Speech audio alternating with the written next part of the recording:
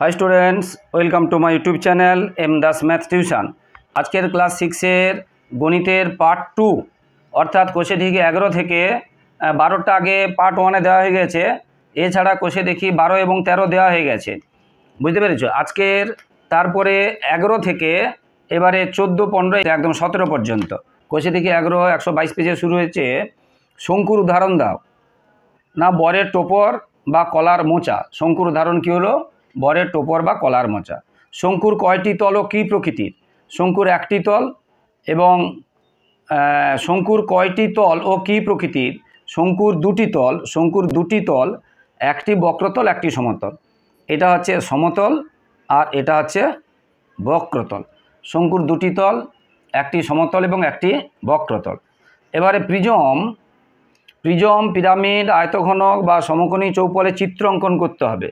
Prism, pyramid, আয়তঘনক এবং সমকোণী চৌপলের চিত্র অঙ্কন করতে হবে। তোমরা প্রিজমটা তোমরা যদি এইভাবে প্রিজম করো,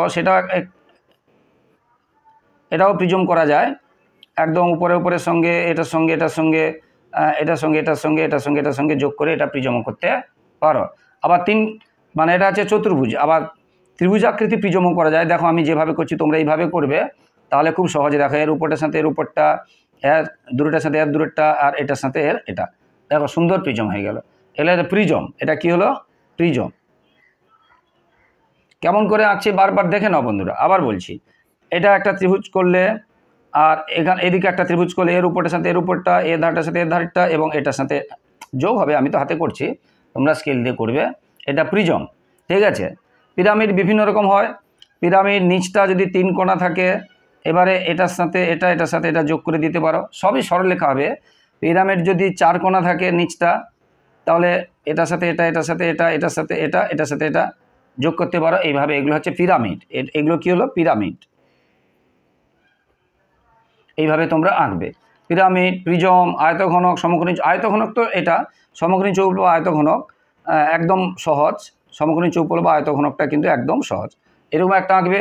এরপর এর উপরে বা নিচে, যেখান থেকে উপরে করতে পারো নিচেও করতে পারো, ঠিক এইরকম একটা আঁকবে। তারপরে এইগুলো যোগ করে দেবে। যেমন ইট, আমরা ইট তৈরি করলাম, আয়তঘনক, বুঝতে, বা সমকোণী চৌপল। সমকোণী চৌপল বা আয়ত ঘনক, এরকম এগুলো আসে, বুঝতে পারলে। আর শঙ্কু তো আগে করে দিয়ে এরকম ছবি আসে। এবারে একটি মাত্র তল আছে এমন ঘনবস্তুর উদাহরণ। একটি মাত্র তল আছে আর ঘনবস্তুর হচ্ছে ফুটবল, মানে গোলক। দুটি সমতল একটি বক্রতল দিয়ে তৈরি ঘনবস্তুর উদাহরণ। এবং চিত্র, এটা হচ্ছে চিত্র, মানে চোঙ বা বেলন, যেমন জলের পাইপ। চোঙ বা বেলন যেমন জলের পাইপ। এটা হচ্ছে দুটি সমতল, এই ধার দুটো সমতল, আর এটা হচ্ছে বক্রতল। এটা হচ্ছে বক্রতল, এটা সমতল এবং এটাও সমতল, বুঝতে পারলে। এবার দৈর্ঘ্য প্রস্থ উচ্চতা সমান এমন ঘনবস্তুর নাম উদাহরণ দাও। ঘনক, যেমন লুডোর ছক্কা, উদাহরণ হচ্ছে লুডোর ছক্কা, আর নাম হচ্ছে ঘনক। দৈর্ঘ্য যতটা, মানে লম্বা চওড়া উচ্চতা সবই সমান। ইট বা বই বা বাক্সের, ইট বলতে পারে, বই বলতে পারে, বাক্স বলতে পারে, আয়তঘনক বলতে পারে, ঘনকও বলতে পারে। ইট বা বই বা বাক্স বা আয়তঘনক বা ঘনক এর তল কয়টি, প্রান্তকী কয়টি এবং শীর্ষবিন্দু কয়টি বা তাদের সমষ্টি কত? না, তল 6টি, প্রান্তকী বা ধার 12টি এবং শীর্ষবিন্দু 8টি, আর তাদের সমষ্টি যদি বলে যোগ করবে, এইগুলো যোগ করবে 26টি। চতুস্তলকের উদাহরণ না। পিরামিড যার ভূমি ত্রিভুজাকৃতি, একটু আগে বললাম, একটু আগে দেখালাম। এই যে পিরামিড, চতুস্তলকের ছবি, ত্রিভুজ হবে ভূমিটা, এটা চতুস্তলকের ছবি আঁকতে বলতে পারে।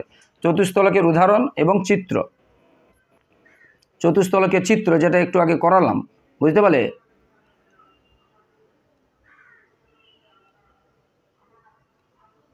এইটা হলো চতুস্তলক, এটা হয়ে গেল চতুস্তলক। চতুস্তলকের চিত্র আঁকলে।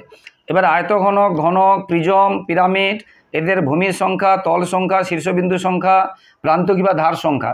এটা তোমাদের বইতে একটা ছক আছে, তোমাদের বইতে একদম দেখে নেবে যে কোষে দেখি 11 122 পেজের ওই পরে এটা দেখে নেবে, বুঝতে পেরেছো। এটা ছক আছে, এটা তুমি এগুলো একটা ছক আছে, কিন্তু মোস্ট ইম্পর্টেন্ট, আমি বারবার বলছি মোস্ট ইম্পর্টেন্ট। কিন্তু কোষে দেখি 14 পেজ নম্বর 154-তে দাগ নম্বর 6 এবং 7-এর দাগেরটা করবে। কোষে দেখি 15 পেজ নম্বর 156-তে পরিসীমা লেখো। এরকম যে ছবিগুলো আছে এইগুলো করবে, পরিসীমা লেখো, বুঝতে পারলে। শুধু এখানে একটা জিনিস ভালো করে বোঝো, এটা দেওয়া আছে, এটা দেওয়া, শুধু এইটা দেওয়া নেই, শুধু এটা দেওয়া নেই। এটা আমরা কি করে বের করতে পারি? ভালো করে দেখো, এই পুরোটা কত বলেছে? 13। এইখান থেকে এটা কত বলছে? এইখান থেকে এটা, এইখান থেকে মানে এইখান থেকে এটা কত বলছে? 7, অর্থাৎ এখান থেকে এটা কত? 7। আবার বলছি এখান থেকে এটা পুরো 13 আর এখান থেকে এটা কত? 7। তাহলে 7 বাদ দিয়ে দিলে বাকিটা পড়ে থাকবে এইটা, তাহলে 13 - 7 তার মানে 6 হবে। তাহলে এইখান থেকে এটা হবে 6, এখান থেকে এটা 6। এইটা পরিসীমা মানে এটা এটা এটা এটা এটা এটা এটা এটা সবগুলো যোগ করবে। দেখো বন্ধুরা, কোষে থেকে 16 পেজ নম্বর 164 পেজে আছে। 164 পেজ থেকে শুরু হচ্ছে কোষে থেকে 16। এখান থেকে একদম 100% একটা অঙ্ক আসবে। -13 টাকা জমা বলিতে কি বোঝো? শুধু সমান লিখবে না, এটা অনেকে লিখে ফেলে, খুব ভুল করে ফেলে। -13 টাকা জমা বলিতে কি বোঝো, এরকম করে উত্তর লিখে, এটা হবে না, বলে দিচ্ছি। সমান কি লিখলো? এই এটা হয় না, এটা বেশিরভাগ বাচ্চারা করে ফেলে। -13 টাকা সমান প্লাস 23 টাকা বললে 13 টাকা, যেমন বলবে, এখানে 23ই বলেছে, 23 বললে 23, 13 বললে 13, এরকম লিখবে না। পরিষ্কার ভাষাতে লিখতে হবে -13 টাকা জমা বলিতে কি বোঝো, তাহলে লিখতে হবে -13 টাকা জমা বলিতে কি বোঝো, পরিষ্কার করে লিখতে হবে, বা শুধু উত্তর লিখতে হবে, এই প্রশ্ন তুলবে না, শুধু উত্তর লিখতে হবে। এরকম তো করাই যাবে না, যেটা বারবার বলছি। তাহলে এটা দুরকম লেখা যায়, বলে দিচ্ছি। -13 টাকা জমা বলিতে কি বোঝো, তাহলে আমরা লিখব -13 বললে 13, 23 বললে 23 লিখবে। -23 টাকা জমা বলিতে এই বোঝায়, এটা লিখবে যে 23 টাকা খরচ। এই যে মানে জমার উল্টো, এই যে মাইনাসের উল্টো কি? প্লাস, আর জমার উল্টো কি? খরচ। মাইনাসের উল্টো প্লাস আর জমার উল্টো কি? খরচ। বুঝতে পেরেছো? -23 টাকা জমা বলিতে বোঝায় 23 টাকা খরচ, পুরো এটা লিখবে, কখনো এরকম লিখবে না, 0 দিয়ে দেবে, অথবা শুধু এইটা লিখবে, শুধু এইটা লিখবে। যদি তুমি এরকম দিয়ে দাও তাহলে পুরো 0 পাবে, হয় শুধু এটা লিখবে, না হলে এই পুরোটা লিখবে, এটা বলে দিলাম। ঠিক সেই রকম +13 এর পরম মান লেখো। +13 এর পরম মান বা +17 যদি বলে, এরকম তোমরা কেউ লিখবে না, পুরো 0, শুধু লিখবে এটা, অথবা লিখতে হবে +17 এর পরম মান 17, জাস্ট পুরো ভাষার প্রশ্ন যেটা আছে সেটা লেখার পর উত্তর লিখবে, আর সমান দিয়ে এরকম লিখবে না, 0, পুরো 0,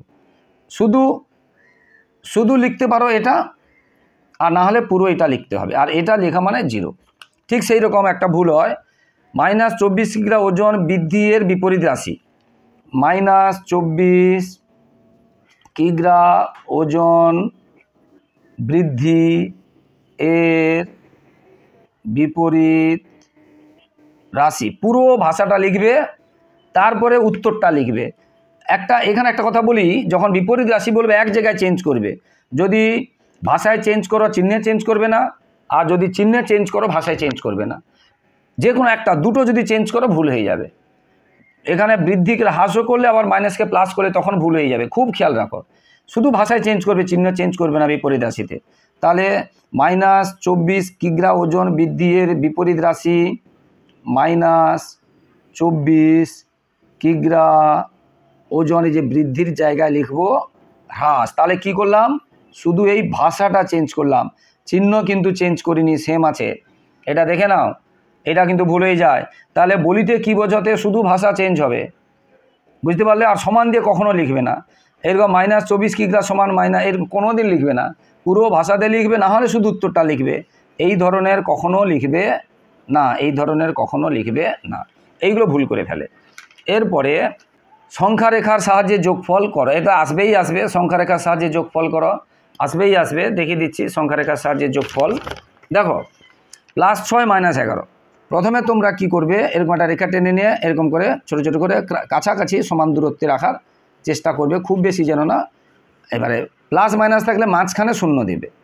এবার এইদিকে 1 2 3 4 5 6 7 8 9, এদিকে 1 2 3 4 5 6, এটা 7 লিখবে, আর এই দিকেরগুলো সব প্লাস আর এই দিকেরগুলো সব মাইনাস লিখবে। এইবারে দেখো কি বলেছে, প্রথমে বলেছে +6, তারপরে -11, +6 সবসময় 0 থেকে শুরু করবে, +6, 6 কোথায়, যে এটা +6, তাহলে এইখান পর্যন্ত আসবে 0 থেকে এইখান পর্যন্ত আসবে, এবং এখানে লিখবে, এটা লিখবে +6 লিখবে। এরপরে বলেছে -11। তাহলে আমি বলছি যেটা প্রথমে বলবে 0 থেকে শুরু হবে সবসময়, প্লাস বলে ডান দিকে, মাইনাস বলে বাম দিকে।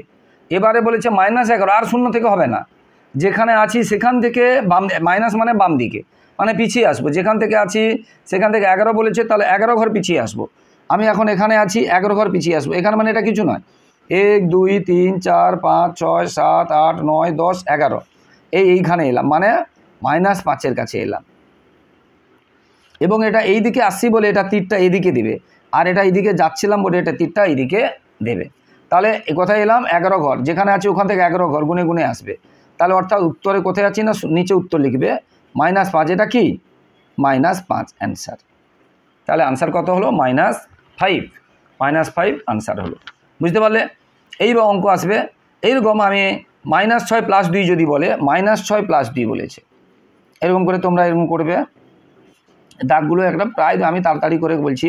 মাইনাস প্লাস বলেছিলাম মাঝখানে 0 দেবে, তাহলে এদিকে 1, এদিকে 2, এদিকে 3, এদিকে 4, এইভাবে এদিকে 1 2 3 4 5 6 7, এইগুলো সব কি মাইনাস।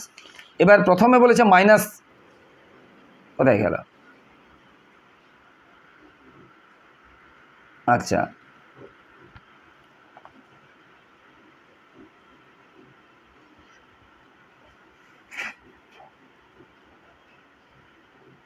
ও আচ্ছা, এটা তো করিয়ে দিয়েছি আমি, একটা অন্য অঙ্ক দেখে ফেলেছি ভুলে। এই যে -6 + 2, আচ্ছা দেখে ফেলেছি, যখন করে দিই -6 + 2 কী করে হবে, -6 + 2 কী করে করবো? দেখো -6, তাহলে 0 থেকে শুরু করবে, একদম উপরে একটু জায়গা রেখে 6, -6 কোথায়? এটা -6, ঠিক সোজা একটু জায়গা রাখবে কিন্তু প্রথমে লাইন। দেখো এইটা গেলাম -6, এটা কত গেলাম? -6, একটু জায়গা রেখেছি, দেখেছো?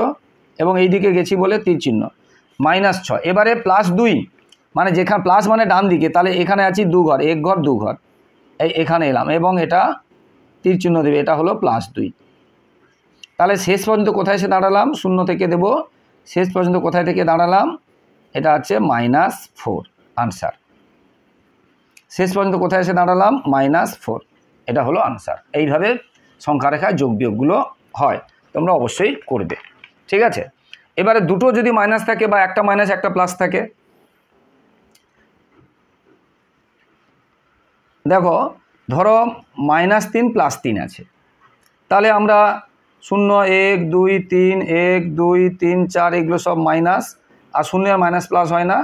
এবারে প্রথমে বলেছে -3, আমি বলি -3 এখানে, আমি বলেছি উপর থেকে একটু শুরু করবে, তাহলে এটা হলো -3। এরপরে +3, মানে যেখানে আছি ওখান থেকে 3 ঘর আসবো, এখানে আছি 1 ঘর 2 ঘর 3 ঘর, এবং তীর দিয়ে দেখাবে, এটা হলো +3। তাহলে আমি যেখানে গেছিলাম সেখানে পড়ে গেছি, তাহলে আনসার এখানে কি হবে? 0। এবং এটা আর এরকম দাগ দেওয়া যাবে না, আনসার হয়ে গেল 0, ঠিক আছে? সেটা আমি 3 দিয়ে করেছি, তোমাদের বইতে 8 দিয়ে আছে, 7 দিয়ে আছে। আবার দুটো যদি মাইনাস হয়, -5 -7, দুটোই যদি মাইনাস হয়, সংখ্যা রেখা একটা আসবে, তাই করাচ্ছি। আমি ছোট করে দিচ্ছি, -2 -3 করে দিচ্ছি। তাহলে যখন সবগুলো মাইনাস থাকবে তখন এই দিকে 0টা লিখবে, এগুলো +1 2 3, একটু গায়ে গায়ে করে দিই, 5 6 7 8, আর এইগুলো সব কি মাইনাস। তো প্রথমে -2 বলেছে, উপর থেকে শুরু করব বলেছি, 0 থেকে -2,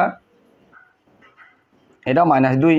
তারপরে আবার মাইনাস বলেছে, মাইনাস মানে আবার বাম দিকে, এখানে আছি 3 ঘর যাব, এখানে আছি 1 ঘর 2 ঘর 3 ঘর, এইখানে আসতে হবে, এবং এটা একটু অন্য লাইনে করবে, একই লাইনে করবে না।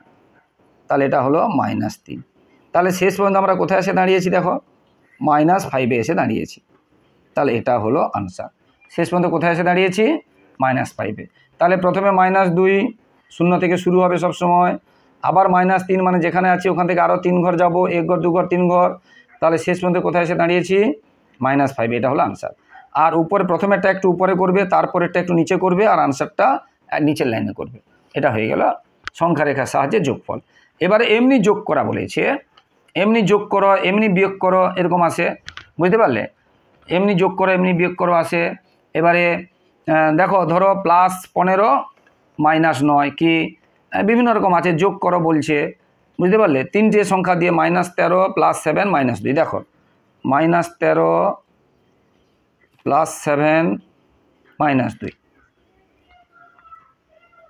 দেখো আমরা কি করব, প্রথমে দুটো কাজ করব। এটা আছে -13 + 7 -2, এই দুটোর মধ্যে যে বড় তার চিহ্ন দেব। 13 বড় বলে 13-র কাছে চিহ্ন দিলাম। এবারে যদি একটা মাইনাস একটা, এই যে ভিতরে একটা মাইনাস একটা প্লাস থাকে, তখন বিয়োগ হবে। 13 থেকে 7 চলে গেলে 6, আর এটা এখন যেমন আছে রেখে দিলাম। এরপরে এই দুটো আছে ব্র্যাকেটে রাখতে পারি। এবারে এই দুটোর মধ্যে কে বড় আছে, -6, তার চিহ্ন দেব, এবং এই দুটো মাইনাস আছে বলে যোগ হবে, তাহলে এটা উত্তর হয়ে গেল 8। এবারে আরও একটা যদি করি, +15 -9 -6 বলেছে, +15 এখানে কিছু ছিল -9 -6 যোগ করতে বলেছে বলে এদের মাঝে যোগ দিলাম। +15 -9 -6 আবারও করছি। এই দুটোর প্রথমে কাজ করব, যে বড় তার চিহ্ন দিলাম। এখানে খেয়াল করে দেখো, এখানে কিন্তু যে বড় তার চিহ্ন দিয়েছি, এখানে দেখো যে বড় তার চিহ্ন দিয়েছি। আবার একটা যোগ একটা বিয়োগ আছে, জন্য বিয়োগ হবে। এখানেও একটা যোগ একটা বিয়োগ ছিল, জন্য বিয়োগ হয়েছিল, কিন্তু চিহ্ন হয়েছে দেখো এখানে যোগ। কাজ হচ্ছে বিয়োগ, কিন্তু চিহ্ন হচ্ছে যোগ। তাহলে 15 থেকে 6 চলে গেলে 9 চলে গেলে 6, এটা। আবার এখন এই দুজনের মধ্যে কেউ বড় নয় ছোট নয়, তাহলে কারুর চিহ্ন দেব না। তার একটা +6 থেকে -6 চলে 0, তাছাড়া শূন্যর কোনো চিহ্ন হয় না, শূন্যর কোনো চিহ্ন হয় না, শূন্যর কোনো চিহ্ন হয় না। এবার এখানে আরেকটা কথা বলি, দুটোই যদি যোগ থাকে, একটা এমনি একটা যোগ দিয়ে দিচ্ছি, আর একটা 4 নম্বর দাগে ধরো -5 যোগ করলে কত হবে, দেখো দুটোই যদি মাইনাস থাকে, দেখো -5 এখন বলেছিলাম যে বড় তার চিহ্ন, এখানে তো কেউ বড় নেই, তাহলে আমি এর কাছেটাও দিতে পারি, এর কাছেটাও দিতে পারি। 1 নম্বর। 2 নম্বর, দুটো মাইনাসে দুটো একই রকম চিহ্ন থাকলে যোগ হয়, তাহলে 5 5 10, তাহলে কাজ হলো যোগ, কিন্তু চিহ্ন হলো বিয়োগ। যোগ বিয়োগের সময় যে বড় তার চিহ্ন দেবে, এখানে এও বড় নয় এও বড় নয়, তাহলে এটা দিতে পারি বা এটা দিতে পারি। এখানে দেখো 15 বড়, এই জন্য 15-র কাছে প্লাস ছিল। এখানে দেখো 13 বড়, এই জন্য 13-র কাছে মাইনাস ছিল। এইটা খেয়াল রাখতে হবে, আর কিছু না। এবারে একদম আসবে 100% গ্যারেন্টি দিয়ে বলছি, একদম আসবে বিপরীত সংখ্যার সূত্র প্রয়োগ করে সরল করা হয়েছে। -15 -27 বিপরীত সংখ্যার সূত্র প্রয়োগ করে। বিপরীত সংখ্যার সূত্র মানে কি, এই যে বাইরে মাইনাসটা আছে একে চেঞ্জ করব, ভালো করে বোঝো। আর বাইরে যখন মাইনাস থাকবে, এই যে ভিতরে যেটা মাইনাস ছিল, দেখো ভিতরে এটা মাইনাস ছিল, এটা হয়ে যাবে চেঞ্জ, হয়ে গেল। এবারে যেমন যোগ বিয়োগ করিয়েছি, এর দুটোর মধ্যে কে বড়, 27 বড়, 27-এর কাছে চিহ্ন দেব। 15 27-এর মধ্যে 27 বড় চিহ্ন। এবার এই যে প্লাস মাইনাসে বিয়োগ হয়, তাহলে 27 থেকে 15 চলে গেল, 27 থেকে 15 চলে গেল, তাহলে উত্তর হলো 12, উত্তর হলো 12। বুঝতে পারলে? আরও একটা করাচ্ছি, কারণ এটা বেশ, এইগুলো শিখতে হবে। -25 -25-এর পরে +30। এবারে বলছে বিপরীত সংখ্যার সূত্র প্রয়োগ করে। মানেটা কি বিপরীত সংখ্যার সূত্র প্রয়োগ করে? মানে আমি একটু আগে যেটা বললাম, এই বাইরে মাইনাস রাখা যাবে না। আর যখন এখানে চেঞ্জ করব, ভিতরেরটা চেঞ্জ হয়ে যাবে। এখানে দেখো প্লাস ছিল বলে মাইনাস হয়েছে, এখানে মাইনাস ছিল বলে প্লাস হয়েছে। এবারে আগের মতো যে বড়তা চিহ্ন দেব, 13 আর 25-এর মধ্যে 25 বড়তা চিহ্ন দিয়ে দিলাম। এবারে দুটো বিয়োগ চিহ্ন থাকলে যোগ হবে। 25 আর 13 যোগ করলে কত হবে? 25 আর 13 যোগ করলে 38 হবে। দুটো একই রকম চিহ্ন থাকলে যোগ হয়, খেয়াল রাখো বন্ধুরা, ভীষণ ইম্পর্ট্যান্ট, একদম আসবেই আসবে। কি আছে না, 15 মাইনাস +4 +9 এর বিপরীত সংখ্যা। ভালো করে বোঝো বন্ধুরা, একদম ভালো করে, আসবেই আসবে। আমাদের প্রথম কাজ করব ভাষাটাকে চেঞ্জ করা। +9 এর বিপরীত সংখ্যা কী হবে? -9। আর যেখানে যা আছে কিছুই করব না, খুব ভালো করে দেখো। আমাদের প্রথম কাজ হবে এই ভাষাটাকে চেঞ্জ করা। +9 আছে যেন -9 হলো। এরপরে আমাদের কাজ হবে, মন দিয়ে দেখো, এরপরে কাজ হবে বাইরে মাইনাস রাখা যাবে না। তাহলে এখানে চেঞ্জ করে, আগে শিখিয়েছি, বাইরের মাইনাস চেঞ্জ করে এখানে চেঞ্জ করে এখানে চেঞ্জ করতে হবে। তাহলে এখানে চেঞ্জ করলে এখানে চেঞ্জ করতে হবে, বাইরে মাইনাস রাখা যাবে না। এর কিছু নেই, মানে প্লাস আছে, এটা দিতে, এই অংশটা লিখতে পারি, নাহলে শুধু 15 রাখতে পারি। এটাকে এইভাবে লিখতে পারি, নাহলে শুধু 15 রাখতে পারি। কিছু নেই মানে প্লাস আছে। আজ এবারে দেখো, এই বাইরের মাইনাসটা রাখা যাবে না, প্লাস করলাম, সঙ্গে সঙ্গে ভিতরে চেঞ্জ হবে এবং এগুলো যা আছে তা থেকে যাবে। দেখেছো, এখানে চেঞ্জ করেছি, এখানে চেঞ্জ হয়েছে। ভীষণ ইম্পর্টেন্ট, একদম আসবেই আসবে। এরপরে এই দুটো কাজ করবে, এর দুটোর মধ্যে যে বড় তার চিহ্ন দেব, 15 বড় তার 15 চিহ্ন দিলাম। এরপরে একটা প্লাস একটা মাইনাস আছে, তাহলে বিয়োগ হবে, মানে 15 থেকে 4 চলে যাবে, বিয়োগ হবে। এবার এটা এখন যেমনকে তেমন আছে রেখে যাব। এরপরে যে বড় তার চিহ্ন দেব, প্লাস বড় 11 বড় 11 চিহ্ন দিলাম। এবার একটা প্লাস একটা মাইনাস আছে মানে বিয়োগ হবে, 11 থেকে 9 চলে যাবে। এটা হয়ে গেল আনসার। আরও একটা সরল করে দিচ্ছি, কারণ যেহেতু সরলটা আসবেই আসবে, তাই তোমাদের এটা একদম শিখতেই হবে। আরও একটা আছে, করে দিচ্ছি, বুঝতে পারলে? কি আছে? +20 এর বিপরীত সংখ্যা, এই কথাটা লেখা আছে। তারপরে বিয়োগ -7 এর বিপরীত সংখ্যা, এই কথাটা লেখা আছে। তারপরে এটা আছে। দেখো, আমি প্রথমেই বলেছি একদম ভাষা চেঞ্জ করব। তাহলে এটা আমরা কি লিখব? -20 বিপরীত সংখ্যায় +20 বিপরীত সংখ্যা কি হবে? -20। এবারে আমি বলছি ভাষা চেঞ্জ করব। -7 এর বিপরীত সংখ্যা কি হবে? +7। আর এইগুলো কিছু করব না, ভালো করে দেখো। প্রথমে শুধু ভাষা চেঞ্জ করব, তারপরে কি বলেছিলাম? বাইরে কোনো মাইনাস রাখবো না, আর কিছু করব না। তাহলে এখানে চেঞ্জ করলে এখানে চেঞ্জ হলো, এখানেও চেঞ্জ করলে এখানে চেঞ্জ হলো। তাহলে প্রথমে ভাষা চেঞ্জ করা, তারপরে বাইরে মাইনাস চেঞ্জ করলে এটা চেঞ্জ হবে, এটা চেঞ্জ। দেখো, প্লাস ছিল বলে মাইনাস হয়েছে, এটা মাইনাস ছিল বলে প্লাস হয়েছে। এরপরে যেমন সরল করার নিয়ম, এর দুটোর মধ্যে যে বড়, 20 7 মধ্যে দেখতে বড়, প্রকৃতপক্ষে কিন্তু -7 থেকে -20 বড় নয়, ছোট, কিন্তু দেখতে বড়, এমনি সংখ্যা পরম মানে 7 আর 20 মধ্যে পরম মান 20, 7, সেই জন্য তা মাইনাস দিলাম যে বড়। এবারে দুটো বিয়োগ চিহ্ন থাকলে যোগ হবে, এটাও বিয়োগ এটাও বিয়োগ, যোগ হবে, এটা রেখে দিলাম।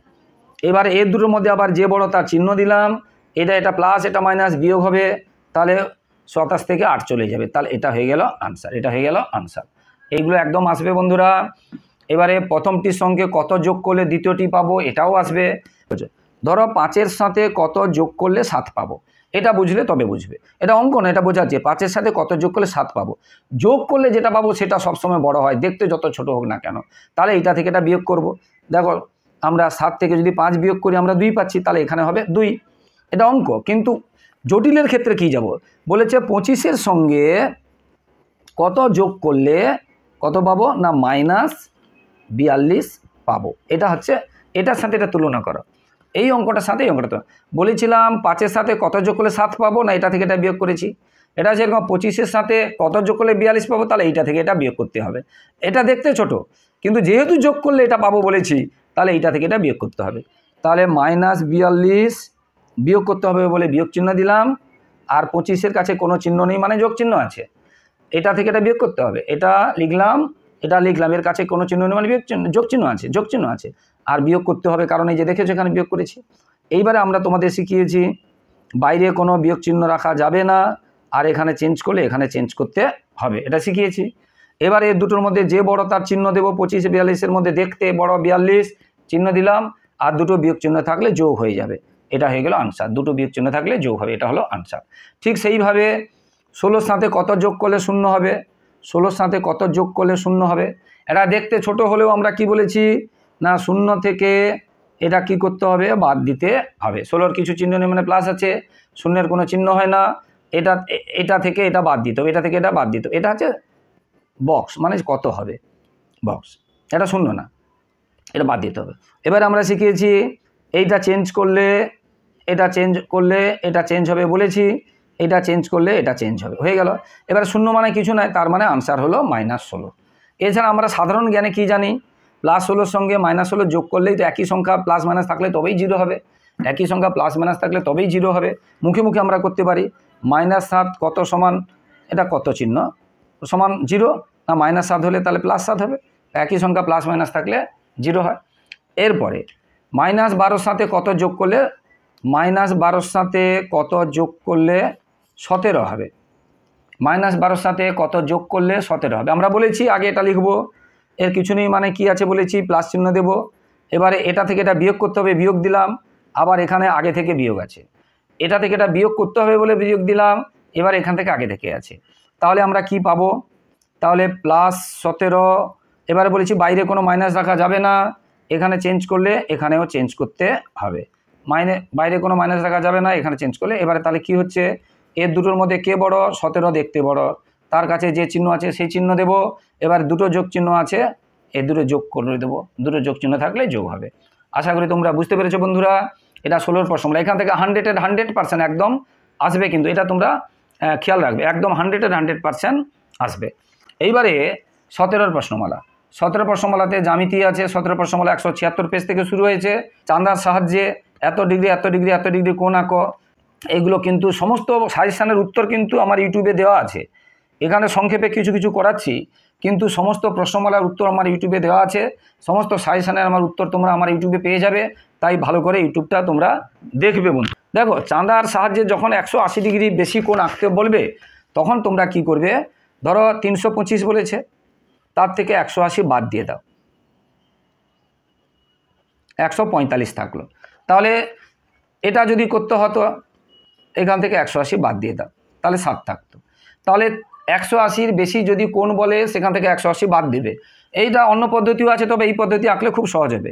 এবার প্রথমে কি করবে, একটা সরলরেখা নেবে, আমি যদি এটা আঁকি, তারপরে কি করবে, 145 ডিগ্রি, দেখো ভালো করে, চাঁদাটা নিচের দিকে বসাবে এবং চাঁদার লেখাগুলো যেন সোজা থাকে, উল্টো নয়। দেখো, এটা দেখো ভালো করে, চাঁদা লেখাগুলো উল্টো হয়ে যাচ্ছে, এটা নয়, চাঁদা লেখাগুলো যেন সোজা থাকে এবং উল্টো দিকে বসাবে। বুঝতে পারলে? উল্টো দিকে বসাবে। দেখো, বসানোর পরে এই রেখাটার সাথে এই রেখাটা মিলাবে, আর এইখান থেকে এই যে একটা দাগ আছে, এই রেখাটার সঙ্গে এই রেখার ধারটা মিলাবে। দেখো, এই দেখো মিলিয়ে দিয়েছি। এবার 145 ডিগ্রি গুনে যাও, শূন্য থেকে গুনবে, কিন্তু শূন্য থেকে গুনবে। এই 0, 10, 20, 30, 40, এই যে 100, এই যে 120, 130, 140, এই যে দেখো, তোমরা যদি এইখান থেকে গুনো, এই যে 140, তাহলে ভুল হয়ে যাবে, কারণ 180 থেকে গুনলে হবে না, শূন্য থেকে গুনতে হবে।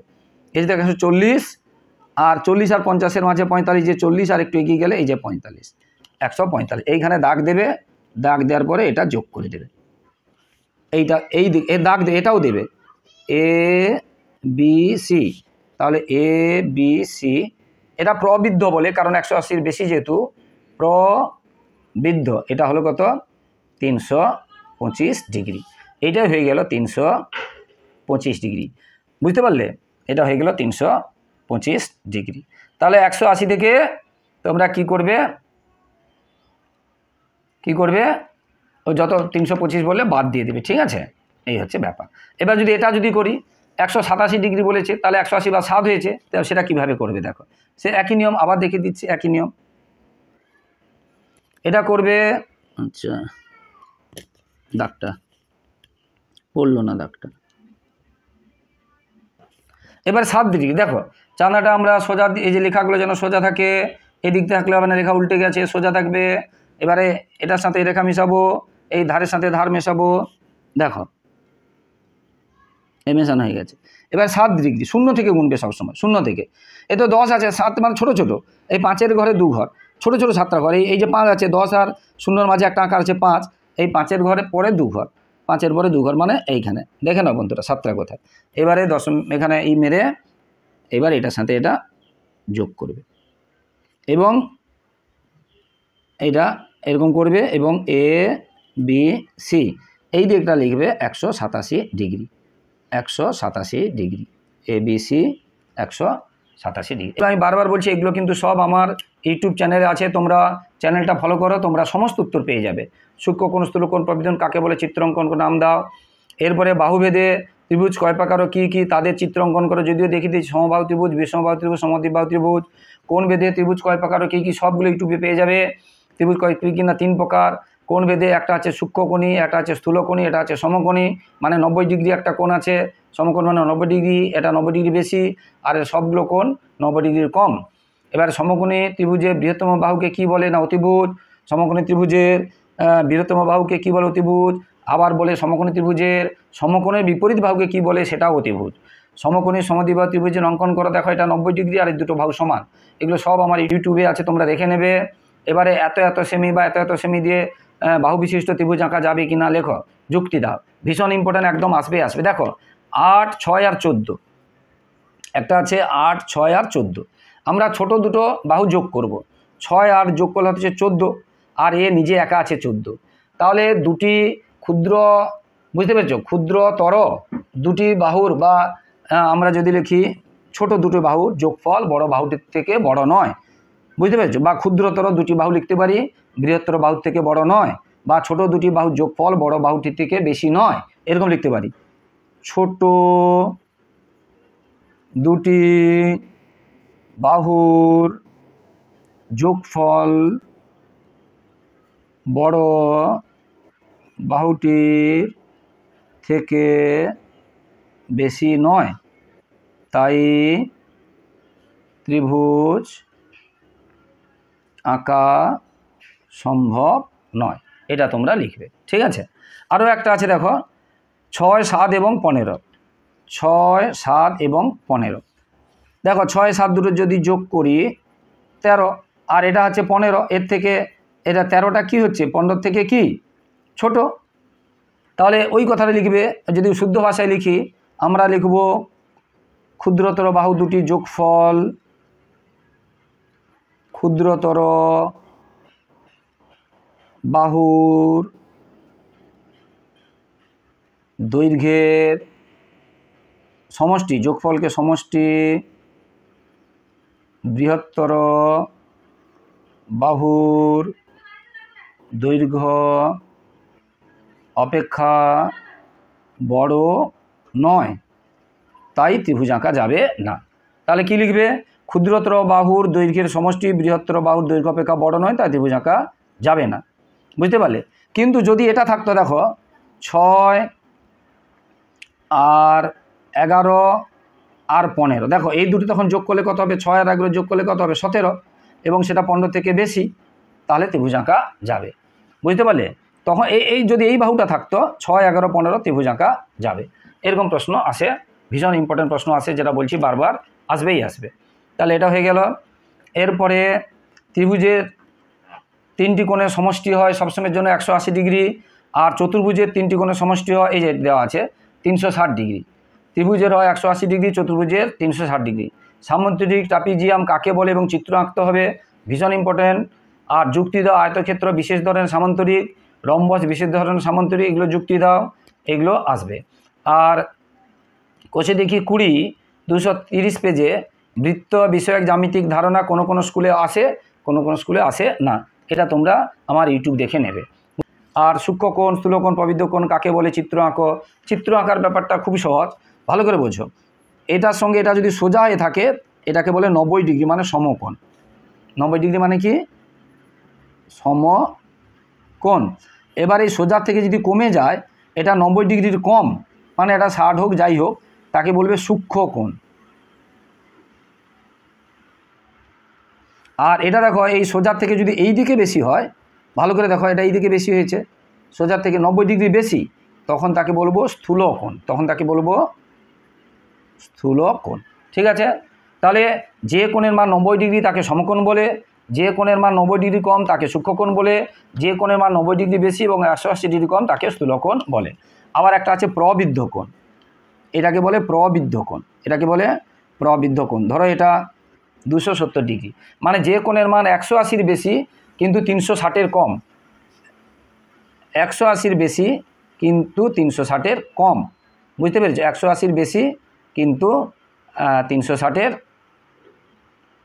কম, 180-র বেশি কিন্তু 360-এর কম, তাকে আমরা কি বলবো? প্রবৃদ্ধ কোণ। বন্ধুরা, যারা আমার ইউটিউব চ্যানেলটি দেখছো সকলকে শুভেচ্ছা। আর যারা আমার চ্যানেলে নতুন, প্রিয় ছাত্রছাত্রী, প্লিজ বন্ধুরা আমার চ্যানেলটি সাবস্ক্রাইব করে একটু হেল্প করে, একটু সাপোর্ট করে, একটু পাশে থাকো বন্ধুরা। তোমাদের জন্য লাগাতার কষ্ট করে ভিডিও দিচ্ছি, তাই তোমাদের কাছ থেকে শুধু এই সাপোর্টটা চাইছি, এই ভালোবাসাটা চাইছি বন্ধুরা। অবশ্যই লাইক, কমেন্ট, শেয়ার করবে এবং পাশে থাকা বেল আইকনটা প্রেস করে অল নোটিফিকেশন অন করে দাও বন্ধুরা, যাতে সমস্ত ভিডিও তোমাদের কাছে পৌঁছে যায়। এবং মাধ্যমিকের, উচ্চ মাধ্যমিকের সাজেশন দেওয়া হয়, টেস্ট বার করে দেওয়া হয়, তোমাদের 3rd ইউনিটেরও সমস্ত ক্লাসের 5 থেকে 10 পর্যন্ত সাজেশন দেওয়া হয়, উত্তর সহ দেওয়া হয়। তাই এটা শেয়ার করলে তোমার দাদা ভাইদের উপকারে আসবে, তাই একটু হেল্প করো বন্ধুরা। আবার শেষে রিকোয়েস্ট করছি বন্ধুরা, প্লিজ বন্ধুরা সাবস্ক্রাইব করে একটু হেল্প করে, একটু পাশে থাকো বন্ধুরা। সবার পরীক্ষা খুব ভালো হোক, সবার ভবিষ্যৎ ভালো হোক। জয় হিন্দ, বন্দে মাতরম।